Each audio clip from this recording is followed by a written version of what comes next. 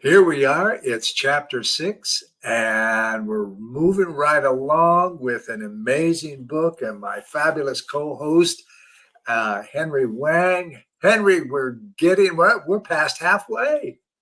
Absolutely, Terry, and it's a great pleasure to be doing this international book podcast with you.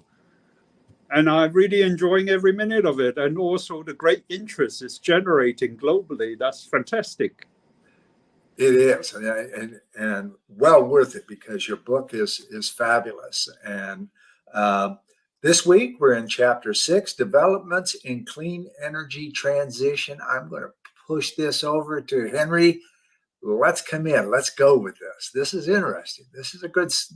They're all good chapters, but I have a lot of talk lately around transition, and that's our discussion today. So take it away, my friend. Thank you, Terry. It's actually a very important topic and policy formulation area for many governments around the world.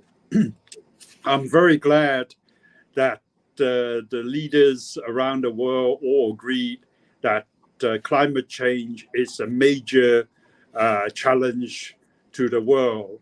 And particularly, you can see now with all the extreme climate events that we are experiencing around the world, like the wildfire in Canada, that is affecting Canada and the US, and even some of the smog is affecting Europe, drifting over to Spain and Portugal. Yeah. So climate change is real. And I'm glad that in COP26 in Glasgow, the over 200 countries agreed that they should work together to accelerate their climate actions. And one of the key areas they agree on is really accelerating the clean energy transition and promoting more renewable and clean energy implementation in their countries. And this is really a great and interesting area that can reduce greenhouse gas emission whilst producing clean, affordable power to their citizens in many different countries. Outstanding. You know, we're both on the boards of Unity of Nations, activists for Climate Change Council, and it's a very, very big deal there. And we have a future guest who is the boss of that show, Rajat Sharma. Dr. Sharma is going to be coming here pretty soon. That's going to be a really interesting conversation too, because he's not only relevant, but he's got a lot of stuff about what's current today and how this marvelous book really fits into that. And today, I'd like to talk a little bit about global energy transition and clean growth outlooks. What are the outlooks in this area? Yeah, this is an area which is actively growing. It's interesting that the International Renewable Energy Association have just done a massive survey of renewable and clean energy implementation globally. And they reported that over the last 10 years, many different countries have been implementing new renewable projects, and they calculated that the total investment around has been over $1 trillion. Looking ahead, they are forecasting that all the countries in the world will be spending something over $200 billion a year so as to on renewable and clean energy projects so that they can meet their Paris Agreement targets. And this is huge. This is going to really boost growth of the green economy and low carbon economy. And this will generate a lot of new jobs in green finance, renewable areas. And in fact, the International Renewable Association estimated already 10 million new jobs in renewable green areas have been generated already. So this is tremendous for world economic growth and for mitigating climate change. Yeah, and electric vehicles and charging stations, batteries, and all that kind of stuff. Yes, ladies and gentlemen, we're trying to put a lot of car makers out of business, but we're just having them change their business. Okay, first let's get the climate done, then we can continue expanding renewable energy. And what are we going to do with the lithium batteries when they run out and all those kinds of things? Well, by the time those lithium batteries start running out, we'll have some answers, because we have focused energy on creating future elements of transportation that's completely recyclable. Okay, we're going to regenerate them into other things. And, we've talked already on here about these little stations that you can put up in the desert, and as the wind blows, the spins the gyro, it takes water out of the air, and all of a sudden you have water in the middle of the desert. Okay, there's a lot of things that are changing out there that must change. It's not a deal that we're pushing a new energy line. It's the future of Earth. It is our grandchildren's future. And Henry and I are not two young pups. We're not too old, but we're not real young pups. So, it doesn't bother us or our children. It does bother our grandchildren and our great-grandchildren. Are they going to have to walk around with air masks on 24/7 just to be able to breathe? Are they even going to have a place to live if they live along the coasts of the world? There is a lot going on here. And, we talk about outlooks and where it's going, and your next piece here in chapter 6, I think, is really it's all relevant, but I'm loving this. Global clean energy and innovations and cost reduction outlooks. That's a big deal. That's what we're talking about here.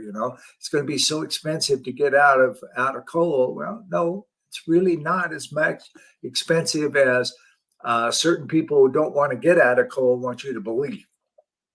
So, Henry, if you talk a little bit about some clean energy innovations, it's quite interesting.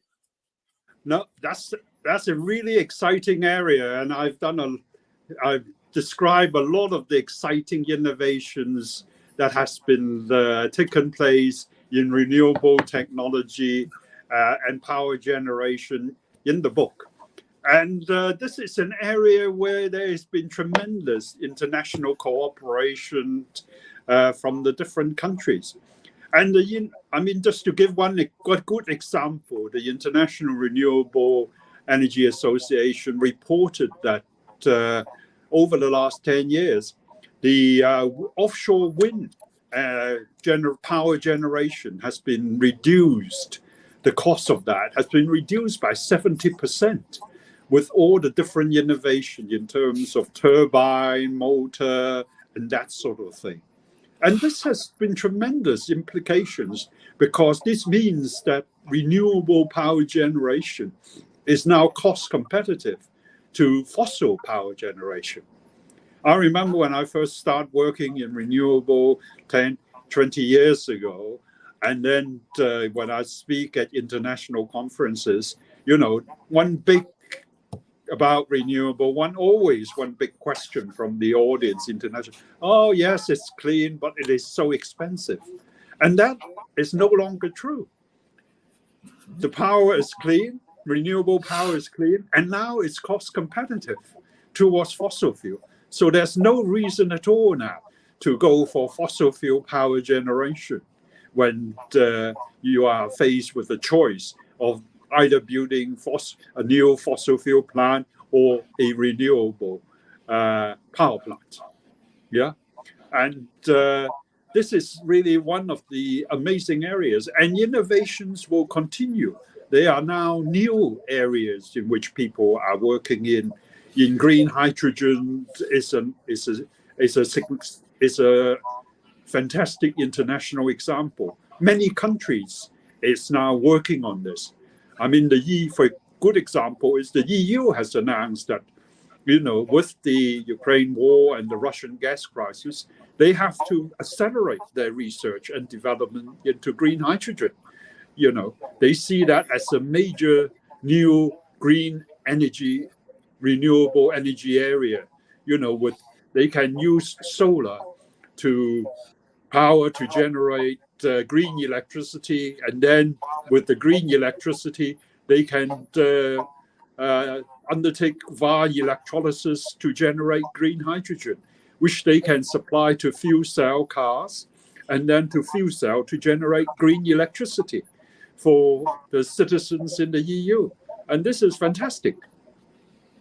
Yes, absolutely. And we talk a lot about the expense of renewables, and I think some really good examples, ladies and gentlemen, are when a car line model is discontinued, they don't tear down the factory, they retool the factory to build a new model. They bring in new technology, new training, reset their robots, get new robots, and instead of throwing all the other stuff away, they recycle it. They put it into new innovations to make other things, like assembly line for the basic body that goes onto a chassis of a vehicle. Okay, if the body is changed, they change the way they put the new body chassis on there. And every time they do it, they make it more cost effective, and they make it safer. And all of that creates new jobs. So we're not talking about throwing people out on the street. We're talking about putting more people on the job, because there's new jobs coming with it. The expansion of various new energies is creating massive opportunities across the globe. And, once human beings really put a focus on something, a lot happens fast. COVID-19, we started out in mayhem. That's because we'd never had to deal with something so deadly, so fast, with such large numbers. But we got around it. We moved quickly. We had very smart people come up with new medicines and new ways of making oxygen masks and stuff like that to save lives. But we're talking about the same emergency on a global scale. And once everybody realizes, and it really clicks in, that this is an emergency, then things will start coming faster. And that's really what this book is all about, and the creative reporting of my good friend here, like global energy power, energy transition, and things like that. What's going on with that? What can we do with that? Henry, you want to talk a little bit about that? Electrical power, energy transition, that just kind of goes further about what we're talking about right now. Yeah, this is actually a area where amazing innovations and amazing new strategies are being developed. I mean, you talked about the car manufacturers, and they have actually come up with some very innovative plans and developments in this particular area of renewables. When I did a few research, I included a few case studies of car manufacturers. I think we all know about car manufacturers, switching from fossil fuel cars to electric vehicles, and they have been amazing in meeting the challenges. But what is also amazing is that when I start investigating about studying about the strategies, say, of some of the car manufacturers, I found that they are also repowering their factories, because they have huge factories, and they suddenly realized that these huge factories that they have with the production line, with the flat roof, is just wonderful for installing solar panels. So they converted their factories to be solar powered. Yeah, Volkswagen is a very, very good example where they are now planning to convert, which they have undertaken conversions of some of their major factories with renewable power. So they are powering their production lines with clean renewable power, producing clean electrical vehicles. And this is a win-win. It's a win for them because they have stable power. They are not susceptible to the power cut with the interruption of Russian gas supply. Their solar power with battery storage, with the advanced digital power management systems, allow their factories to have sustainable, reliable electricity supply all day round. Yeah, and they are now retooling their production line from fossil fuel cars to electric vehicles, and maybe in future to fuel cell cars, so that they will be having a sustainable business, switching from fossil fuel into electric vehicle and then into fuel cell cars, and so that they can build up their business sustainably in zero emission cars and contributing to their country's Paris Agreement requirements. And absolutely. Absolutely.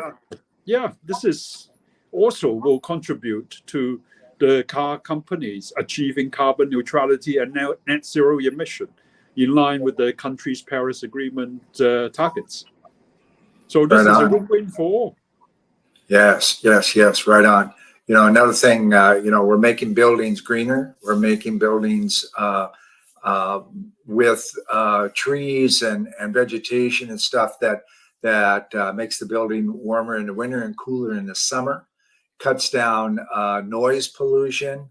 Well, it's not going to be, I've been talking for a couple of decades now about putting solar panels on the sides of buildings in such a way that the bottom of it is angled. When you're looking from the street up the side of the building, you don't notice the panels because they're not that big, but the top of the panel is the solar cell. And you can put them clear across massive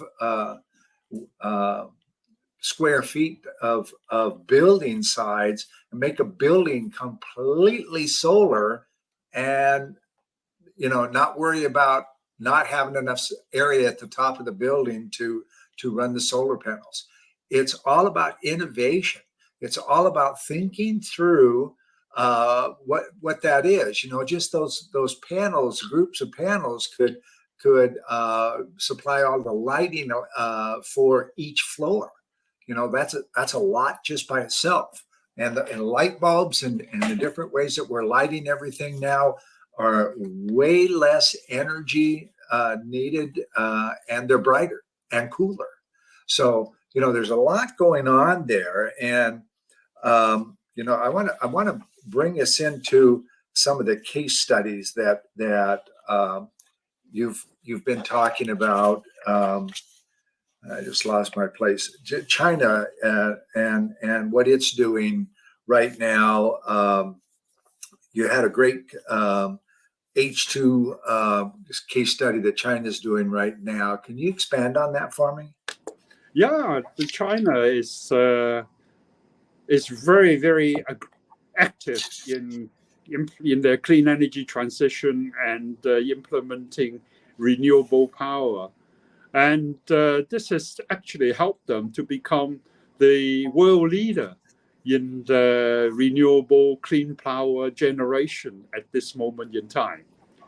And in their 14 5-year plan, the central government has announced that clean energy transition is really one of their central policies, so that they can achieve the carbon neutrality target of a net zero emission by 2060, as announced by President Xi Jinping in his UN speech and to different international meetings globally. And they also see that green hydrogen will be a key strategic future fuel for them. I mean, they are at this moment very active in implementing solar, wind, and hydro projects. And they have already cumulatively the highest renewable power generation capacity in the world. They are world number one in this area. But looking ahead, they see that green hydrogen in the next 10, 20 years could be a major new green fuel because, with green hydrogen, they can generate power on an uninterruptible basis, 24 hours a day, which is fantastic. And then the work that they're doing, they are working now, many design research institutes are working together in this. And the researchers are forecasting that over the next 10 years, they can achieve the same sort of innovation and cost reduction that has happened with wind and solar power that has been experienced around the world in the last 10 years. And I think this is perfectly feasible because, over the last 10 years, as the International Renewable Association has already pointed out, we've managed to reduce the wind generation cost by 70% with innovations around the world. So if we can do the same for hydrogen, this will be fantastic. Yeah, absolutely. I take my hat off to China. China's getting a lot of bad publicity over various things they're aggressing in the East China Sea and those kinds of things. But the alarms are loud there now, okay? With these new green buildings, the temperature of a building, for instance, is in the summer is not that much different than it is in the cold of the winter because of insulation and all this stuff. And key here, you kind of touched on it, key here is energy creation through power plants, hydroelectric, all those kinds of things are very susceptible to blackouts, roaming blackouts because of extreme heat and all that kind of stuff. A crash of a network, electrical network, can be massively devastating. When we switch over to solar power and various alternative powers, the power of a single building could go out for some reason, and the rest of the city's still humming. Okay, and yes, in the cities, you're going to see less opportunity to drive a single vehicle anywhere, and at the same time, the mass transportation things that are being put up across the world are cleaner, they're more comfortable, they're bigger, they're more accurate, and they're a lot safer. Okay, and they can be monitored in control areas along with the person who's inside that transportation system itself. So there's a lot going on there. Can you talk about the 22 Winter Olympics? Now, Beijing came up with or China came up because they had to come up with a lot better ideas around PEVs and those kinds of things. Can you expand on that a little bit while we're coming into the last of the recording of our show? Yeah, that was really, in fact, in both the Beijing Winter Olympics and the Japan Olympics, the organizers work with energy providers to really find very innovative ways to demonstrate renewable power. They had renewable power supply to the stadiums. They had hydrogen buses to transport the athletes from their Olympic village to the venues. And the only pollution, the only emission that are from these hydrogen buses, I read, it's just the water. That is amazing. Of course, the hydrogen refill, the networks are still to be developed, but for the special event Olympics, they built the localized hydrogen plant and hydrogen networks to provide the green hydrogen. So there's still a lot of work to do, but the feasibility of these has been fully demonstrated. And in fact, I've casting my mind back for the Beijing Olympics in 2008. I remember also riding in these hydrogen buses, and they were fantastic. They were quiet, and the only emission from them is just the occasional steam emission that comes from the fuel cells, and and this is really, in terms of transportation, this is fantastic because, transport sector is responsible for a major greenhouse gas emissions around the world from the fossil fuel. But if they can all convert into fuel cell cars and zero emission cars, then it will help greatly on reducing the greenhouse gas emissions around the world. Absolutely, absolutely. Ladies and gentlemen, also when you're thinking about all of these hassles with charging stations and all those kinds of things, let's go back 100 years in Henry Ford's car. Okay, gas was a big deal.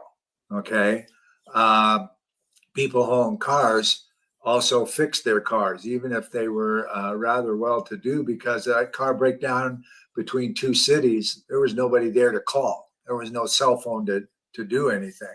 And yes, the gas stations and all of that stuff were very few and far between until they figured out a network and a system to do it.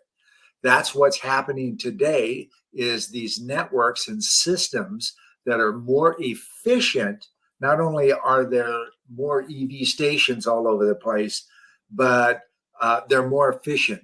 They can recharge faster than they used to. So things are moving at a much faster pace than most people believe that they are. This is the end of today's talk. Man, we only have 3 more to go. I can't believe it. And Henry Wang, what a great book, my friend. What a great book. Just so happens I have one.